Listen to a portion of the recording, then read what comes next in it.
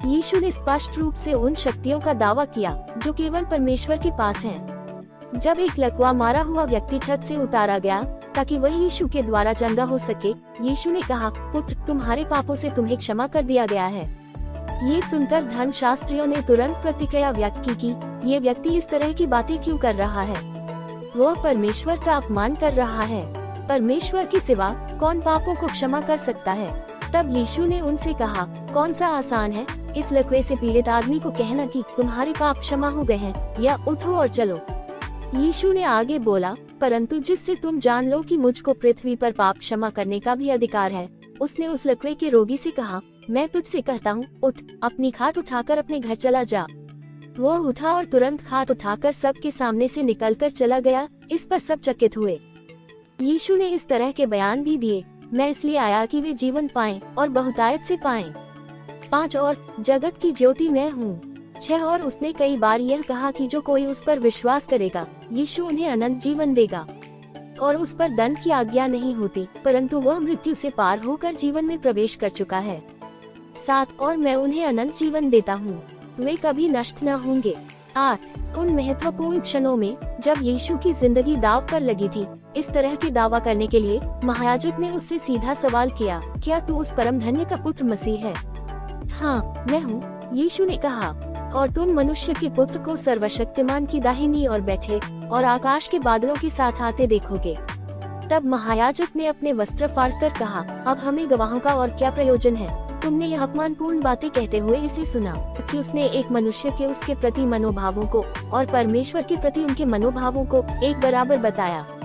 अतः उसे जानना प्रभु को जानना था। 10 उसे देखना प्रभु को देखना था। 11 उस पर विश्वास करना प्रभु पर विश्वास करना था। 12 उसे ग्रहण करना प्रभु को ग्रहण करना था। 13 उससे बैर रखना प्रभु से बैर रखना था। 14 उसका आदर करना प्रभु का आदर करना था। 15 संभावित स्पष्टीकरण। प्रश्न यह है कि क्या वह सच बोल रहा था? हो सकता है कि यीशु ने झूठ बोला जब उन्होंने अपने आप को परमेश्वर कहा। हो सकता है कि वह जानते थे कि वह परमेश्वर नहीं है और जानबूझकर उन्होंने अपने सुनने वालों को धोखा दिया ताकि अपने शिक्षण को वह एक अधिकार दे सकें। कुछ लोग ऐसा सोचते हैं, परंतु इस तर्क में एक समस्या है। जो लोग उसका दैव्य होने का इनकार करते हैं, वो तक इस बात को मानते हैं कि यीशु एक महान नैतिक शिक्षक थे, लेकिन वे इस बात को समझने में असफल रहते हैं कि दोनों बयान परस्पर विरोधी हैं। यीशु मसीह महान नैतिक शिक्षक कैसे होते अगर उनकी शिक्षाओं के सबसे महत्वपूर्ण विषय उनकी पहचान के बारे में वह जानबूझकर झूठ बोलते? जब हम यीशु मसीह के दावों को देखते हैं तो केवल 4 संभावनाएं दिखाई देती हैं। या तो वह झूठे हैं, या मानसिक रूप से बीमार हैं, वह एक दिव्य चरित्र है, या फिर सत्य हैं।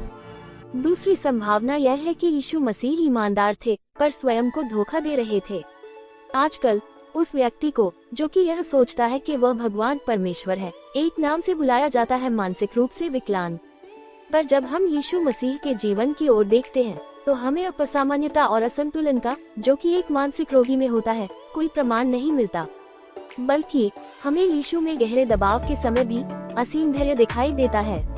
एक तीसरा विकल्प यह है कि 3वीं और 4वीं शताब्दियों में यीशु उत्साही अनुयायियों ने उनके कहे हुए शब्दों को बढ़ा चढ़ा के प्रस्तुत किया, और यदि यीशु उन्हें सुनते तो वह चौंक जाते, और यदि वह वापस आते तो वह तुरंत उन्हें अस्वीकार कर देते।